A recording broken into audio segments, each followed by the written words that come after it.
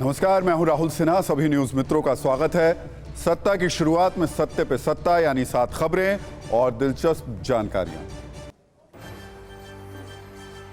सत्ता में पहले हम आपको सियासत के सेंसेक्स में ट्रेंड कर रहे मणिपुर पर सबसे भरोसेमंद रिपोर्ट दिखाएंगे, जहां हमारे रिपोर्टर जंगल, हथियार और बंकर वाले सबसे खतरनाक इलाके में पहुंचे, जहां कदम कदम पर खतरा है, कोई जाने को राजी नहीं है। वहां से पहली बार सबसे जांबाज रिपोर्टिंग आज जरूर देखिएगा। फिर विपक्ष के इंडिया पर प्रधानमंत्री के ताबड़तोड़ प्रहार की तूफानी रील भी है। आज पीएम ने कहा कि इंडिया शब्द ईस्ट इंडिया कंपनी और इंडियन मुजाहिदीन में भी था, इसलिए विपक्ष का इंडिया सिर्फ एक भ्रम है। राहुल गांधी ने क्या जवाब दिया, ये भी आपको दिखाएंगे। इसके बाद हरिद्वार में मनसा देवी मंदिर पर मंडरा रहे उस खतरे की बात जिसने उत्तराखंड सरकार को चिंता में डाल दिया है। दावा है कि मनसा देवी के पहाड़ों में दरारें आ गई हैं, पहाड़ दरक रहे हैं और 12,000 लोग खतरे में हैं। आज हम स्पेस से पूरे देश के लिए आए एक शुभ समाचार की भी बात करेंगे। चंद्रयान 3 ने अपना 5वां और आखिरी ऑर्बिट बदल लिया। अब वो चांद के स्पेस हाईवे पर निकलने के लिए तैयार है। ये खबर देखकर आपको गर्व का एहसास होगा। आज गीतिका शर्मा सुसाइड केस में हरियाणा के पूर्व गृह राज्य मंत्री गोपाल कांडा को बरी कर दिया गया। इस केस में 11 साल बाद फैसला आया। गीतिका शर्मा गोपाल कांडा की एयरलाइंस में एयर होस्टेस थी और उन्होंने 5 अगस्त 2012 को सुसाइड कर लिया था। आज सरकार ने घुसपैठ को लेकर लोकसभा में बहुत जरूरी और अहम जानकारी दी। सरकार ने बताया कि पिछले 6 महीने में इंटरनेशनल बॉर्डर या लाइन ऑफ कंट्रोल पर एक भी घुसपैठ नहीं हुई है। ये बात आज पाकिस्तान को बहुत चुभी होगी। बड़ी खबर चीन से भी है। शी जिनपिंग ने 1 महीने से लापता अपने विदेश मंत्री चेन गांग को हटा दिया है और वांग यी को फिर से विदेश मंत्री बनाया है। एक विदेशी महिला पत्रकार से अफेयर की खबरों के बीच चेन गांग की पिछले 1 महीने से कोई खबर नहीं। तो सत्ता में सबसे पहले बात करते हैं हिंसा की आग में जलते, बिलखते, कराहते, तड़पते मणिपुर की, जिस पर राजनीतिक चर्चा की गूंज पूरे देश में है, जिसकी चिंता तमाम राजनीतिक दलों के नेता कर रहे हैं, जिस पर संसद में लगातार हंगामा हो रहा है। लेकिन मणिपुर के हिंसाग्रस्त जिलों की कड़वी हकीकत बहुत कम लोगों को पता है। बहुत से लोग मणिपुर में हो रही बेरहमी और बर्बरता पर एक्सपर्ट्स की तरह बातें कर रहे हैं, लेकिन उस जमीनी हकीकत, उस पीड़ा, उस दर्द की बात कोई नहीं कर रहा जो पिछले 3 महीने से मणिपुर के लोग झेल रहे हैं। सत्ता में आज आपको मणिपुर के इन इलाकों में लेकर चलेंगे जहां हालात आज भी बिगड़े हुए हैं, जहां आज भी तनाव है, जहां हथियार की नोक पर आम इंसान है। टीवी 9 भारतवर्ष मणिपुर के इस इलाके में पहुंच चुका है, जहां पहुंचना अपने आप में एक बड़ी चुनौती है, जहां के हालात को कैमरे में रिकॉर्ड करना बहुत जोखिम भरा है। टीवी 9 भारतवर्ष की टीम मणिपुर की राजधानी इंफाल से 125 किलोमीटर दूर फ्रंट लाइन पर पहुंची, जहां मैतेई और कुकी समुदाय की सरहद शुरू होती है। जी हां, इस वक्त हालात ऐसे हैं कि समुदायों के बीच भी सरहद सी बन गई है। रास्ते में कदम कदम पर चुनौती थी, पहाड़ था, जंगल था, सुनसान इलाके थे, लेकिन तमाम जोखिम को नजरअंदाज करते हुए कुकी समुदाय के हथियारबंद लोगों के साथ खुली गाड़ी में टीवी 9 की टीम फ्रंट लाइन तक पहुंची। सिर्फ 3 मिनट की न्यूज रील देखकर आपको समझ में आ जाएगा कि मणिपुर में हालात कितने तनावपूर्ण हैं।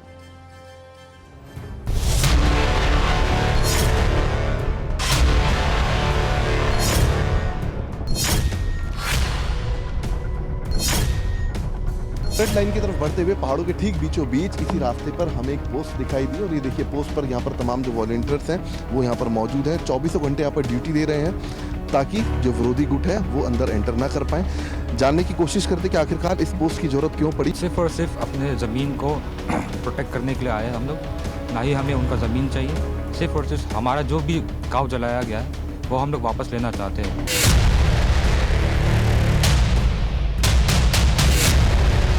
वक्त हम एक और पोस्ट पर पहुंचे और ये देखिए मैं दिखाना चाहूंगा आपको पोस्ट। इस पोस्ट के ऊपर भी वॉलंटियर्स मौजूद हैं जो कि 24 घंटे यहाँ पर ठीक हथियारों के साथ ड्यूटी देते हुए दिखाई दे रहे हैं। और तस्वीरें आप देखिए, तमाम तरीके के जो वेपन्स हैं यहाँ पर इन्होंने अपनी सुरक्षा के लिए, अपनी ज़मीन को बचाने के लिए यहाँ पर रखे हुए हैं। आप ये देखिए किस तरीके से सिंगल बैरल यहाँ पर रखी हुई है। इसके अलावा ये देखिए अपनी ज़मीन को बचाने के लिए किस तरीके से 24 घंटे ये सामने नज़र रखते हैं। ठीक सामने आप ये पहाड़ी देख रहे हैं, ये वो पहाड़ी है जहां से फायरिंग होती है और ठीक ये सामने देखिए बंकर यहाँ पर बनाया गया है। तमाम वेपन यहाँ पर, लाइव कार्टेजेस।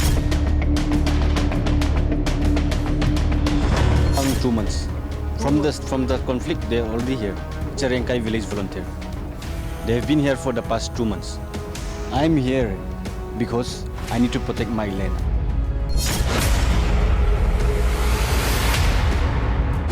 तरीके से इस वक्त हम एक ओपन जीप के अंदर मौजूद हैं और चारों तरफ मैं आपको तस्वीरें दिखाना चाहूँगा। ठीक सामने घना जंगल है, यहाँ कुछ नहीं पता कि कौन कहाँ से छिपकर यहाँ घात लगाए बैठा है और कब यहाँ से विरोधी गुट जो है इनकी गाड़ी के ऊपर फायरिंग करे।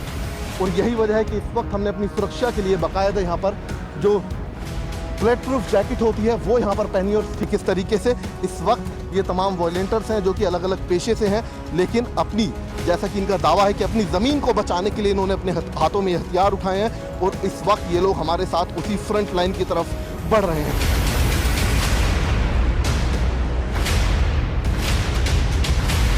जिसका जिक्र हम कर रहे थे, उसी फ्रंट लाइन तक पहुंचने के लिए हमें तकरीबन 1 से 1.5 घंटा लगा पहाड़ों में। और ये देखिए किस तरीके से लगातार ये लोग यहाँ पर हथियारों के दम पर, इनका दावा है कि अपनी ज़मीन की रक्षा करते हैं। इस फ्रंट लाइन पर 24 घंटे यहाँ पर इन्हीं हथियारों के साथ तैनात रहते हैं।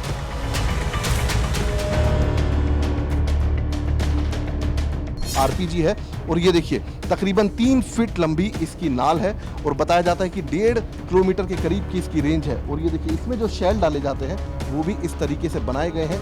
ये पाइप है लोकल और पाइप के अंदर यहाँ बारूद भरा गया है।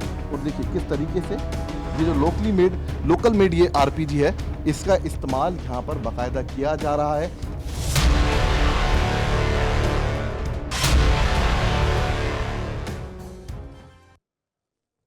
तो मणिपुर के भयानक हालात को आप इस तरह समझ सकते हैं कि यहाँ 81 दिनों से हिंसक घटनाओं की रिपोर्ट सामने आ रही है। हिंसा में अब तक करीब 138 लोगों की मौत हो चुकी है। हिंसा में मारे गए लोगों के लिए प्रतीकात्मक तौर पर सड़क पर 138 ताबूत रखे गए हैं और वॉल ऑफ रिमेम्बरेंस भी बनाई गई है। TV9 भारतवर्ष की टीम मणिपुर के चुरचांदपुर में उस जगह पहुंची जहां की दीवारों पर इस हिंसा में मारे गए लोगों की तस्वीरें लगाई गई हैं। कहानी सिर्फ इतनी नहीं है, मणिपुर में लोगों ने अपने घर परिवार को उपद्रवियों से बचाने के लिए खुद की आर्मी बना ली है। हर दूसरे घर के सामने बंकर बनाए गए हैं जिनका इस्तेमाल विरोधी गुट पर फायरिंग करने के लिए किया जाता है। दावा किया जा रहा है कि इस इलाके में रोज फायरिंग होती है, दोनों गुटों का आमना सामना होता है। हालात बिल्कुल उसी तरीके के हैं जैसे सरहद पर होते हैं। अब सवाल यह कि मणिपुर में हिंसा हो क्यों रही है? क्या है मणिपुर में हिंसा की असल कहानी? जल्दी से इसका एक रिकैप भी देखना बेहद जरूरी है। मणिपुर की कुल आबादी लगभग 38 लाख है। यहाँ मैतेई, नागा और कुकी ये 3 प्रमुख समुदाय हैं।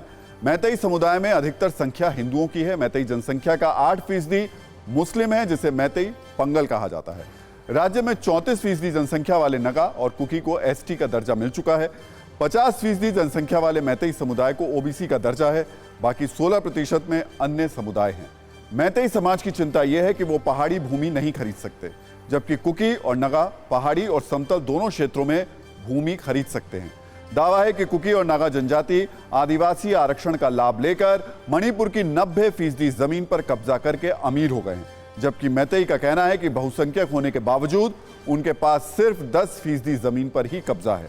दरअसल मार्च 2023 में बहुसंख्यक मैतेई समुदाय को मणिपुर उच्च न्यायालय की ओर से जनजाति का दर्जा देने का आदेश दिया गया था, जो यहाँ के नागा कुकी आदिवासियों को नागवार गुजरा। हालांकि मामले की गंभीरता को देखते हुए मई 2023 में ही सुप्रीम कोर्ट ने इस विवादित आदेश के लिए हाईकोर्ट को फटकार भी लगाई थी। जून 2023 में मणिपुर उच्च न्यायालय ने अपने आदेश का रिव्यू करने की प्रक्रिया भी शुरू कर दी और जुलाई में सुनवाई भी शुरू हुई। यह मामला फिलहाल कोर्ट में है, लेकिन जमीन पर दोनों गुटों के बीच हिंसा की आग भड़क चुकी है, जिसका खौफनाक अंजाम पूरा देश देख रहा है।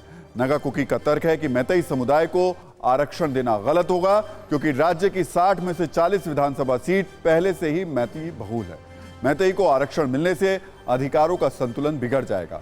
वहीं सियासी समीकरण की बात करें तो मणिपुर के 60 में से 40 विधायक मैतेई समुदाय के हैं, जबकि 20 विधायक नगा कुकी जनजाति से हैं। खास बात यह भी कि अब तक राज्य में 12 मुख्यमंत्रियों में से सिर्फ 2 ही नगा और कुकी समुदाय से रहे हैं। एक अजीब बात यह भी है कि साल 1993 में नागा कुकी समुदाय के बीच भी झगड़े में भारी हिंसा हुई थी, लेकिन जब भी मैतेई समाज के विरोध की बात आती है तो दोनों मिलकर लड़ते हैं। नगा और कुकी जनजातियों का पक्ष यह है कि पहाड़ों में रहने के कारण आर्थिक विकास उन तक नहीं पहुंच पाता और सारा लाभ मैदान में रहने वाले मैतेई समुदाय के लोगों को मिल जाता है। इसलिए अधिकारों को लेकर लड़ाई ये लगातार जारी है। तो जिस तरह करीब 3 महीने से मणिपुर में लगी हिंसा की आग खत्म नहीं हो रही, उसी तरह संसद के मॉनसून सत्र के 4 दिन बीतने के बाद भी मणिपुर पर हो रहा हंगामा खत्म नहीं हो रहा, बल्कि ये लगातार बढ़ता जा रहा है। आज भी जैसे ही लोकसभा और राज्यसभा की कार्यवाही शुरू हुई, मणिपुर पर हंगामा शुरू हो गया। विपक्ष सदन में पीएम मोदी के बयान की मांग कर रहा है, तो सरकार कह रही है कि हम चर्चा के लिए तैयार हैं। आज भी विपक्ष के नेता मल्लिकार्जुन खड़गे और सदन के नेता पीयूष गोयल ने अपनी अपनी बातें रखी, लेकिन सदन में चर्चा पर सहमति नहीं बन पाई और हंगामा होने लगा। ऐसे ही हालात लोकसभा में भी रहे। इस बीच गृह मंत्री अमित शाह ने दोनों सदनों के नेता विपक्ष को चिट्ठी लिखकर कहा कि सरकार सदन में मणिपुर पर चर्चा के लिए तैयार है। कुल मिलाकर पिछले 4 दिनों में न चर्चा हुई, न ही ठीक से काम हो पाया। दोनों तरफ से या तो आरोपों के तीर चल रहे हैं या फिर व्यंग्यवाण छोड़े जा रहे हैं।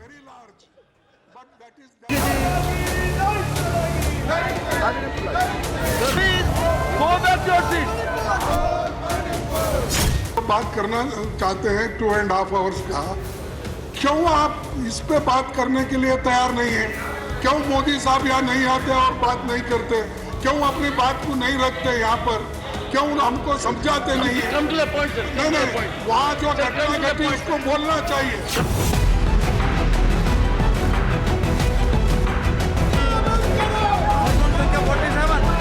राजस्थान में हो रहा है, जो छत्तीसगढ़ में हो रहा है, जो उनके साथ दुर्व्यवहार तेलंगाना में और पश्चिम बंगाल हो रहा है, वो भी उतना ही दुर्भाग्य तो वो दिल है।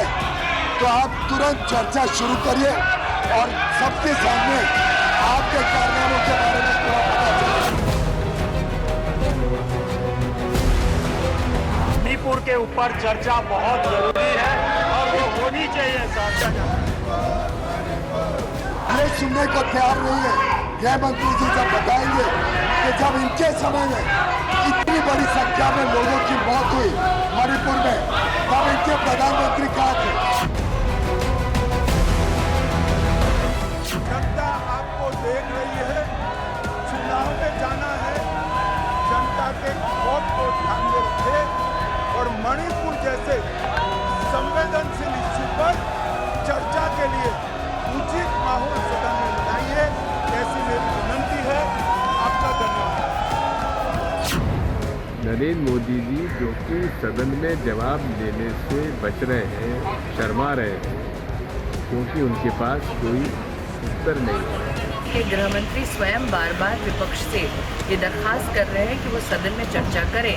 तो ऐसा क्या है मणिपुर के बारे में जो विपक्ष नहीं चाहता राष्ट्र के सम्मुख प्रस्तुत हो चर्चा के दौरान?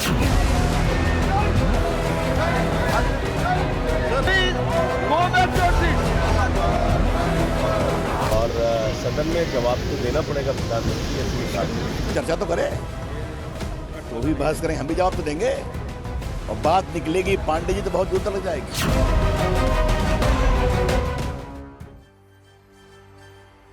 अब समझिए कि संसद में मणिपुर पर मामला कहां फंसा हुआ है। सरकार कह रही है कि नियम 176 के तहत बहस हो, विपक्ष चाहता है कि नियम 267 के तहत चर्चा हो। इन दोनों में फर्क क्या है, इसे भी सरल भाषा में समझ लीजिए। नियम 176 में छोटी अवधि की बहस होती है, सरकार 150 मिनट की बहस के लिए तैयार है। नियम 267 में जिस मुद्दे पर चर्चा होती है उसे सर्वाधिक महत्वपूर्ण माना जाता है। इससे बहस के लिए कोई समय सीमा इसमें नहीं होती है। विपक्ष यही चाहता है। सरकार का कहना है कि नियम 176 में चर्चा हो जिसमें वोटिंग की जरूरत नहीं होती है। विपक्ष का कहना है कि नियम 267 के तहत चर्चा हो, इसमें चर्चा के बाद वोटिंग अनिवार्य है। सरकार चाहती है कि मणिपुर के साथ पश्चिम बंगाल और राजस्थान पर भी चर्चा हो। विपक्ष चाहता है कि सिर्फ और सिर्फ मणिपुर पर ही चर्चा हो। सरकार ने यह भी क्लियर किया कि चर्चा के बाद गृह मंत्री अमित शाह सदन में जवाब देंगे, लेकिन विपक्ष मणिपुर पर पीएम मोदी से जवाब चाहता है। यानी दोनों पक्ष चाहते तो हैं कि चर्चा हो, लेकिन दोनों के अपने अपने नियम हैं, दोनों अपनी अपनी शर्तों के साथ बहस करना चाहते हैं। इसलिए दोनों ही एक दूसरे पर चर्चा से भागने का आरोप लगा रहे हैं। इस बीच विपक्ष की बैठक से इस मुद्दे पर 3 बातें निकलकर सामने आ रही हैं, जिसमें पहली बात तो पीएम मोदी का बयान है। इसके अलावा विपक्ष ये भी कह रहा है कि उनका एक प्रतिनिधिमंडल भी मणिपुर जाएगा, जो वस्तु स्थिति का पता लगाएगा। और सबसे बड़ी बात यह कि संसद के अंदर विपक्षी एकता को दिखाने और जताने के लिए सरकार के खिलाफ अविश्वास प्रस्ताव लाने का भी फैसला हुआ है। संसद में मणिपुर पर चर्चा नहीं हो पा रही। सरकार और विपक्ष दोनों अपने अपने तर्कों और दावों पर अड़े हुए हैं। विपक्ष संसद में पीएम मोदी का बयान चाहता है तो सरकार कह रही है कि गृह मंत्री जवाब देंगे। लेकिन क्या आपने इस बात पर ध्यान दिया कि पिछले 8 वर्षों से शांत नॉर्थ ईस्ट में अचानक अशांति क्यों फैलने लगी? इस पर बात करना आज इसलिए जरूरी है क्योंकि कल ही मेघालय के सीएम कॉनराड संगमा के दफ्तर पर हमला हुआ। यह हमला उस वक्त हुआ जब सीएम कॉनराड संगमा तुरा को विंटर कैपिटल घोषित करने की मांग करने वाले आंदोलनकारियों से बातचीत कर रहे थे। तभी उनके दफ्तर के बाहर भीड़ ने पथराव शुरू कर दिया। इस हमले में 5 सुरक्षाकर्मी घायल हो गए। आपको बता दें कि काफी लंबे समय से तुरा को विंटर कैपिटल बनाने की मांग हो रही है। खुद कॉनराड संगमा तुरा दक्षिण सीट से विधायक हैं। ACHIK और GHCMC इसे लेकर भूख हड़ताल से लेकर प्रदर्शन तक लगातार कर रहे हैं। लेकिन कल आंदोलनकारियों से बातचीत के बीच ही पत्थरबाजी करके माहौल खराब करने की कोशिश हुई। हालांकि अब हालात काबू में हैं। ऐसा दावा है कि जब 1972 में मेघालय को राज्य का दर्जा मिला, तुरा को राजधानी बनाने का वादा किया गया था। आंदोलनकारियों ने मिनी सचिवालय की मांग भी की। इससे पहले मणिपुर से नगा समुदाय के 10 विधायकों ने यह चिंता जताई थी कि मैतेई और कुकी के विवाद के बाद अब नगा समुदाय को भी हिंसा का डर है। यानी एक राज्य के बाद दूसरे राज्य, एक समुदाय के बाद दूसरे समुदाय में हिंसा की आशंका और असुरक्षा की भावना बढ़ रही है और ये चिंता की बात है। अब आते हैं मूल सवाल पर कि नॉर्थ ईस्ट में अशांति क्यों फैल रही है, वो भी तब जब प्रधानमंत्री नरेंद्र मोदी खुद करीब 51 से ज्यादा बार नॉर्थ ईस्ट का दौरा कर चुके हैं। NLFT, बोडो, कार्बी ओंगलोंग और ब्रू रियांग जैसे अलगाववादी संगठनों से सरकार ने शांति समझौता किया हुआ है। नॉर्थ ईस्ट के लगभग 60% हिस्सों से आपसा को हटा लिया गया है। यही नहीं, नागालैंड और मणिपुर के प्रमुख क्षेत्रों से भी इसको हटा लिया गया। पूर्वोत्तर में 8000 से ज्यादा उग्रवादियों ने हथियार डालकर नई जिंदगी शुरू की है।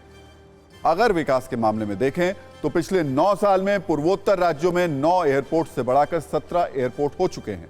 रेल कनेक्टिविटी गुवाहाटी से आगे अरुणाचल प्रदेश और त्रिपुरा तक पहुंच चुकी है। 2014-15 में नॉर्थ ईस्ट में 10,905 किलोमीटर नेशनल हाईवे था, जो बढ़कर 13,710 किलोमीटर हो चुका है। 2014 की तुलना में नॉर्थ ईस्ट में ऑप्टिकल फाइबर की कवरेज लगभग 4 गुना बढ़ी है। इतना ही नहीं, पहले जिस नॉर्थ ईस्ट की चर्चा तक नहीं होती थी, वहां के छोटे छोटे चुनाव की नेशनल लेवल पर चर्चा हो रही है। ऐसे में क्या इस तरीके की हिंसा किसी बड़ी साजिश का हिस्सा है? ये सवाल भी उठ रहे हैं। और सत्ता में अब बात करते हैं कुदरत की सत्ता की, जिसे हल्के में लेने का नतीजा आप देश के तमाम शहरों से बाढ़ और लैंडस्लाइड के रूप में देख रहे हैं। लेकिन अब इस आपदा के जद में सिर्फ सड़क, मकान और दुकान ही नहीं है, मंदिर भी आने लगे हैं। हमारे पास एक बहुत डराने वाली खबर उत्तराखंड से आई है, जहां विश्व विख्यात मनसा देवी मंदिर पर बहुत बड़ा खतरा मंडरा रहा है। यह मंदिर हरिद्वार में हर की पौड़ी के ठीक पीछे पहाड़ियों पर मौजूद है। रोज हजारों की संख्या में यहां श्रद्धालु पहुंचते हैं। हो सकता है हमारे बहुत से न्यूज मित्रों ने भी हरिद्वार के इस मंदिर में मां मनसा देवी मंदिर के दर्शन किए हों। लेकिन अब मनसा देवी की इन पहाड़ियों पर खतरे का रेड अलार्म बज रहा है, जिसे सुनने के बाद उस इलाके में रहने वाले लोगों के साथ साथ उत्तराखंड की सरकार भी बहुत टेंशन में आ गई है। बड़ी खबर यह है कि हरिद्वार में मनसा देवी मंदिर की पहाड़ियों में दरारों का दावा किया जा रहा है। बारिश के बाद मनसा देवी मंदिर के पहाड़ तेजी से दरक रहे हैं। जब इस खतरे को समझने के लिए हमारे संवाददाता मनसा देवी मंदिर के पहाड़ों पर पहुंचे तो उन्हें सिर्फ 1 से 1.5 किलोमीटर के दायरे में करीब 6 जगहों पर लैंडस्लाइड दिखाई दिया। इस वजह से पहाड़ के नीचे बसे इलाकों में बड़ी अनहोनी को लेकर बहुत ज्यादा दहशत है और हालात की गंभीरता को समझते हुए खुद उत्तराखंड सरकार ने केंद्र सरकार के भूगर्भ विशेषज्ञ जो हैं उनसे मदद मांगी है। हम जो भारत सरकार के भी जो मंत्रालय इस पर काम करते हैं, भूगर्भ के क्षेत्र में, अन्य क्षेत्रों में, पुरातत्व विभाग से, उन सभी से इस पर जो है विस्तृत रूप से अनुरोध करेंगे कि उस पर भी जो है काम करें। तो मनसा देवी मंदिर के पहाड़ों में दरार और लैंडस्लाइड की वजह से जो नीचे बसे इलाके हैं उन पर बड़ा खतरा दिखाई दे रहा है। आपको बता दें कि मनसा देवी के पहाड़ों के नीचे जो इलाके हैं उनमें करीब 12,000 लोग रहते हैं और सभी इस वक्त बहुत डरे हुए हैं। इनमें ब्रह्मपुरी, काशीपुर, जोगिया मंडी और अपर रोड मार्केट शामिल है। हैरानी की बात यह है कि हरिद्वार में पिछले कई दिनों से बहुत भारी बारिश नहीं हुई है, फिर भी मनसा देवी मंदिर के पहाड़ों पर लैंडस्लाइड की घटनाएं तेजी से बढ़ी हैं। इसकी वजह मनसा देवी मंदिर के पहाड़ों की बनावट, जिनमें मिट्टी के साथ साथ रेत की मात्रा ज्यादा है। इसलिए जो बारिश पहले हुई थी उसकी नमी अभी भी पहाड़ों में मौजूद है और इसी बारिश की वजह से मिट्टी और रेत की पकड़ ढीली हो गई है और मनसा देवी मंदिर के पहाड़ कई जगह से कमजोर हो रहे हैं। डराने वाली बात यह है कि रोज हजारों की संख्या में श्रद्धालु हरिद्वार में इस मनसा देवी मंदिर के दर्शन के लिए आते हैं। इन पहाड़ों के टूटने की एक बड़ी वजह वहां होने वाले छोटे बड़े कंस्ट्रक्शन को भी माना जा रहा है।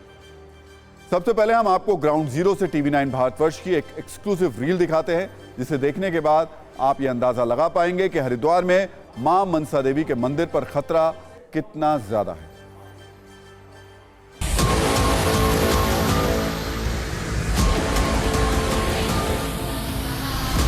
इस बार की बरसात ने हरिद्वार के मनसा देवी जो पहाड़ियां हैं उनमें सबसे ज़्यादा विध्वंस लेकर आई हैं और उसी की तस्वीरें हम आपको दिखा रहे हैं। मनसा देवी मंदिर से महज 300 सीढ़ियों की दूरी यानी कि 300 स्टेप्स की दूरी पर मैं मौजूद हूं और आप यहां पर तस्वीरें देखिए। ये बड़ा लैंडस्लाइड हुआ।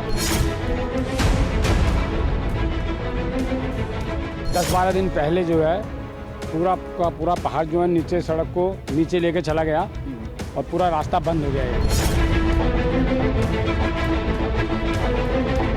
आप देख सकते हैं तमाम ये दीवारें आप देख सकते हैं किस तरह से चटक गई हैं, अपनी जगह से निकल गई हैं और ये ईंट आप देख सकते हैं कि नीचे किस तरह से ढेर लगी है, किस तरह से ऊपर से ये स्लाइड होता हुआ आया बारिश की पानी की वजह से, जैसे पूरी तरह से ये बह गया हो।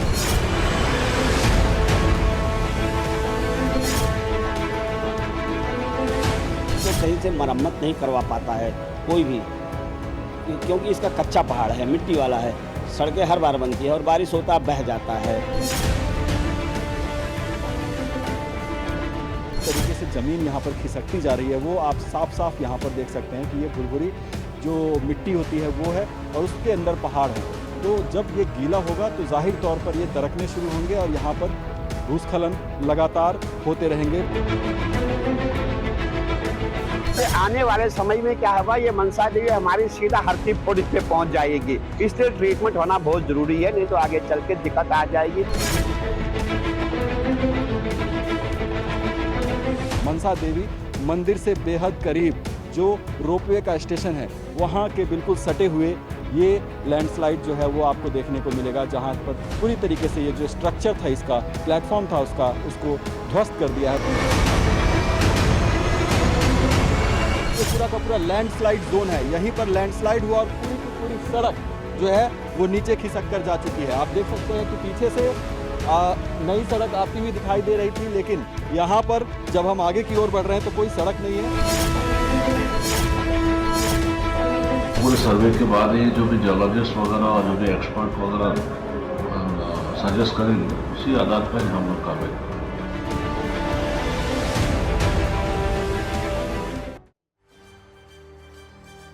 वैसे तो मां मनसा देवी के मंदिर देश के कई शहरों में मौजूद हैं, लेकिन हरिद्वार के मनसा देवी मंदिर में लोगों की बहुत आस्था है। पुराणों के मुताबिक मनसा देवी को भगवान शिव की पुत्री कहा जाता है। इसके अलावा नागराज वासुकी की बहन के रूप में भी उनकी पूजा की जाती है। स्कंद पुराण में भी मां मनसा देवी के इस मंदिर का जिक्र किया गया है। यह मंदिर हर की पौड़ी के पीछे करीब 1000 मीटर की ऊंचाई पर शिवालिक की पहाड़ियों पर बसा हुआ है। यहाँ 2 तरीके से पहुंचा जा सकता है। पहला सीढ़ियों के माध्यम से, जिनकी संख्या 786 बताई जाती है। इसके अलावा रोपवे के जरिए भी मंदिर तक पहुंचा जा सकता है। लेकिन जिस तरीके से मनसा देवी मंदिर के पहाड़ों में लैंडस्लाइड की घटनाएं बढ़ी हैं, दोनों में ही बहुत खतरा दिखाई दे रहा है। यह सब देखकर सवाल उठता है कि आखिर उत्तराखंड में यह हो क्या रहा है। ये वही उत्तराखंड है जहां पिछले दिनों जोशीमठ में बड़ी बड़ी दरारें पड़ी गई थी और लोगों को अपने घरों को छोड़कर जाना पड़ा था। हाल ही में उत्तराखंड हाईकोर्ट ने नैनीताल को लेकर एक चौंकाने वाली टिप्पणी की थी और कहा था कि अगर जल्द हालात पर कंट्रोल नहीं किया गया तो नैनीताल को जोशीमठ बनने में देर नहीं लगेगी। एक सच ये भी है कि पहाड़ों पर दबाव के साथ साथ कंस्ट्रक्शन वाला प्रेशर भी बहुत ज्यादा है। पहाड़ों को काटकर रास्ते बनाए जा रहे हैं, प्रोजेक्ट लगाए जा रहे हैं, होटल्स का निर्माण किया जा रहा है। हमें यह समझना होगा कि ये पहाड़ है, प्लेग्राउंड नहीं है। ये सच है कि विकास जरूरी है, लेकिन ऐसा विकास जिसमें विनाश की एडवांस बुकिंग हो, वो अक्सर किसी न किसी आपदा का शिकार हो जाता है। और सत्ता में अब बात विपक्षी गठबंधन Indian nationalist developmental inclusive alliance यानी इंडिया की। जो नेताओं के बीच आज फिर से ट्रेंड कर रहा है। अलग अलग दलों के नेता इंडिया नामकरण पर बयान दे रहे हैं, ट्वीट कर रहे हैं और अपने अपने तर्क दे रहे हैं। इस पॉलिटिकल हलचल के पीछे प्रधानमंत्री नरेंद्र मोदी का एक बयान है जो आज उन्होंने बीजेपी संसदीय दल की बैठक में दिया। बीजेपी सांसदों को संबोधित करते हुए पीएम मोदी ने विपक्षी दलों के गठबंधन इंडिया की तुलना ईस्ट इंडिया कंपनी और आतंकवादी संगठन इंडियन मुजाहिदीन से की। उन्होंने कहा कि इंडिया का नाम लगा लेने से कुछ नहीं होता। अंग्रेजों ने ईस्ट इंडिया कंपनी बनाई और इंडियन मुजाहिदीन के नाम से भी इंडिया, उसमें भी इंडिया है। उन्हीं की तरह विपक्ष ने इंडिया गठबंधन बनाया है। उन्होंने ये भी कहा कि विपक्ष दिशाहीन है, ऐसा दिशाहीन विपक्ष आज तक नहीं देखा। बीजेपी सांसदों की बैठक में विपक्षी गठबंधन के नाम पर इंडिया पर पीएम मोदी के इस हमले का जोरदार पलटवार हुआ। कांग्रेस अध्यक्ष मल्लिकार्जुन खड़गे से लेकर पूर्व सांसद राहुल गांधी तक ने ट्वीट करके जवाब दिया। राहुल गांधी ने लिखा, आप हमें जो चाहें बुला लें मिस्टर मोदी, हम भारत हैं, हम मणिपुर की स्थिति ठीक करने और हर महिला और बच्चे के आंसू पोंछने में मदद करेंगे। हम राज्य के सभी लोगों के लिए प्यार और शांति वापस लाएंगे। हम मणिपुर में भारत के विचार का पुनर्निर्माण करेंगे। गठबंधन के नए नाम इंडिया पर यह सीधे सीधे नरेंद्र मोदी वर्सेस राहुल गांधी हो गया है। दोनों तरफ से तीखे हमले के बाद बाकी नेताओं ने एक दूसरे को कोसने का कोई मौका नहीं गंवाया। मल्लिकार्जुन खड़गे ने कहा कि नाम बदलने से कुछ नहीं होता, तो उनको घबराहट क्यों हो रही है, वो डर गए हैं। कुल मिलाकर विपक्षी गठबंधन के नए नाम इंडिया को लेकर दोनों तरफ से आज खूब हमले हुए। इस पर बयानों की एक छोटी सी रील देखिए, फिर आगे की बात करेंगे।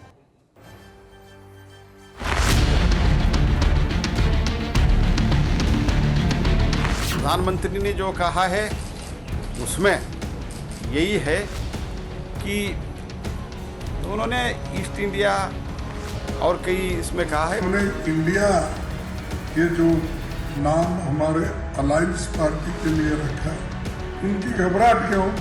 उनमें घबराहट पैदा हो गई है और डर गए और डर से ये सब बातें कर रहे।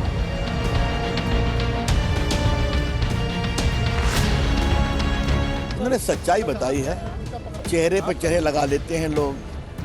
किसने स्थापना की? ईस्ट इंडिया कंपनी अंग्रेजों ने। किसने स्थापना की? इंडियन नेशनल कांग्रेस AOU अंग्रेज ने। आतंकवादी ने क्या नाम दिया? इंडियन मुजाहिदीन। मोदी जी के पुरखे थे वो ईस्ट इंडिया कंपनी के चेले थे और ये अंग्रेजों की गुलामी करते थे। हमारे इस गठबंधन से बौखला गए मोदी, तो कुछ भी बोलते रहते हैं। 2024 में इंडिया खेलेगा, इंडिया लड़ेगा और जीतेगा।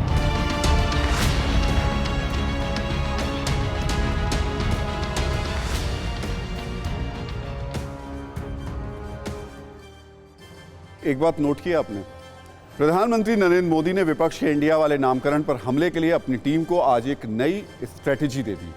पीएम मोदी ने इंडियन मुजाहिदीन और ईस्ट इंडिया कंपनी का नाम लिया और राजनीतिक हमलों का टारगेट लॉक कर दिया।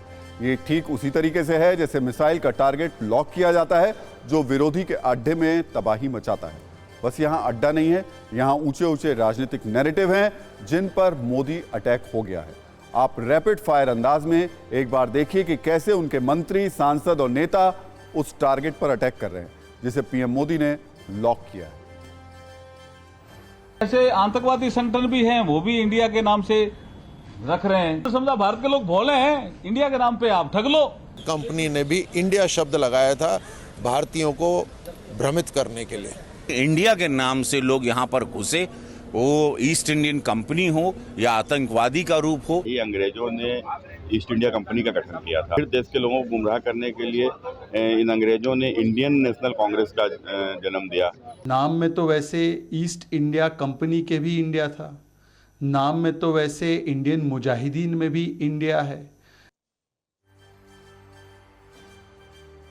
प्रधानमंत्री मोदी अपने मारक राजनीतिक हमलों के लिए जाने जाते हैं। बहुत दिनों से उनकी टीम ये इंतजार कर रही होगी कि इंडिया वाले नामकरण पर पीएम मोदी के तरकश में कौन सा तीर है, वो कौन सा हथियार है जिससे विपक्ष के इंडिया वाले नाम और नैरेटिव को तोड़ा जाए। और आज वो राजनीतिक क्लस्टर बम सामने आ गया।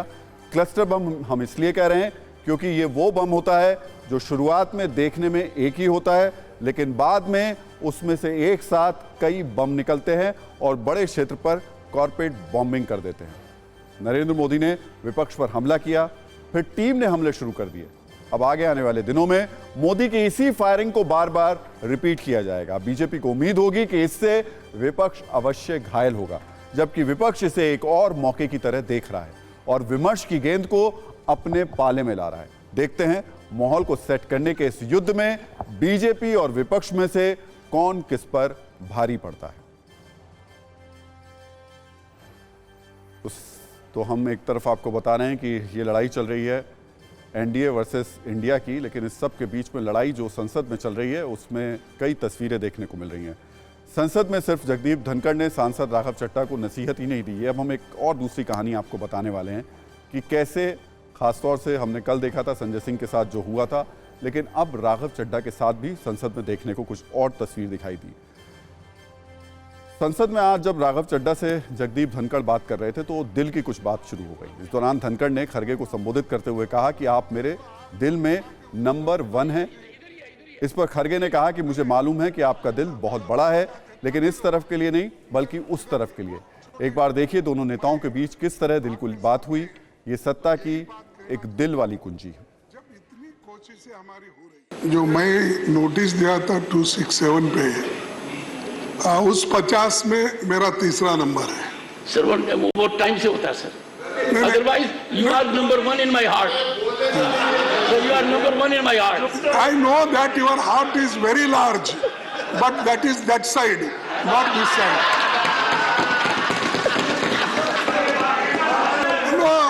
ये heartless people, साहब, helping them. Once again, for a change, leader of the house has a good point. Biologically, heart is on the left side. My heart is this side, sir. No, that's why you always move like this. You always move like this. You never see this side. So your heart goes that side only.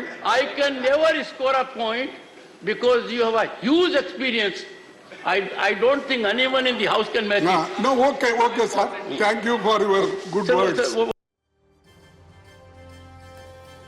वैसे ये सच है कि कभी कभी जब दिल की बात होती है तो दिमाग उलझ जाता है, और शायद इसीलिए जब मैं इस खबर को आपको बता रहा था तो उस अंदाज में मुझे जिस तरीके से रखना चाहिए था वो मैं एक बार फिर से आपको बता देता हूँ, ताकि बहुत क्लियरिटी रहे इस खबर को लेकर के कि ये मामला था खड़गे और जगदीप धनखड़ की बातचीत को लेकर के। और खड़गे जब उनसे कह रहे थे कि उनके दिल की तरफ कौन है, तो जगदीप धनखड़ ने बता दिया कि उनके दिल की तरफ असल में वो लोग बैठे हुए हैं। और फिर उसके बाद की बातचीत तो आपने सुनी ली। सत्ता की अगली खबर हिंदुस्तान के मिशन मून चंद्रयान 3 से जुड़ी हुई है। 142 करोड़ उम्मीदवारों के साथ विश्वास और संकल्प के पंख लगाकर चंद्रयान 3 तेजी से चांद की ओर लगातार बढ़ता जा रहा है। आज का शुभ समाचार यह है कि चंद्रयान 3 का 5वां और आखिरी ऑर्बिट भी बदल दिया गया है।